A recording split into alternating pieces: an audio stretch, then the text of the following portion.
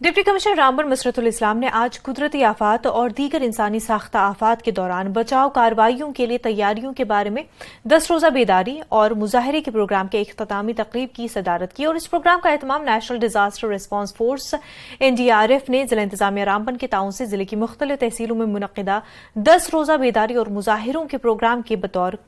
किया था। आज एक बड़ी detailed mock drill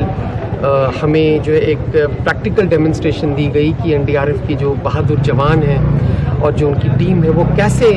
immediate real time response करके लोगों की जानें बचाती है। तो ये पिछले साल भी उन्होंने इसी किस्म की एक बहुत ही शानदार एक्सरसाइज यहाँ पर की थी, इसलिए हमने 13th बटालियन NDRF के जो कमांडेंट साहब हैं उन्हें कल एक प्रपोजल भी भेजा है कि अगर वो एक रिकॉनेसेंस करके और अपनी एक टीम यहाँ पर भेज के फर्स्ट हैंड अप्रेजल ले लें, तो हम चाहते हैं कि NDRF की 24/7 प्रेजेंस रामबन में रहे। We will make necessary suitable arrangements for their accommodation. हमारे पास कुछ बिल्डिंग्स हमने शॉर्टलिस्ट की हैं। मुझे पूरी उम्मीद है कि NDRF के कमांडेंट हमारे प्रपोजल को कंसिडर करेंगे और हमारी कोशिश ये होगी कि NDRF का एक फुल परमानेंट कंपोनेंट जो है वो डिस्ट्रिक्ट रामबन में भी एस्टैब्लिश हो। खबरों का सिलसिला आगे भी जारी रहेगा, लेकिन उससे पहले एक छोटा सा ब्रेक।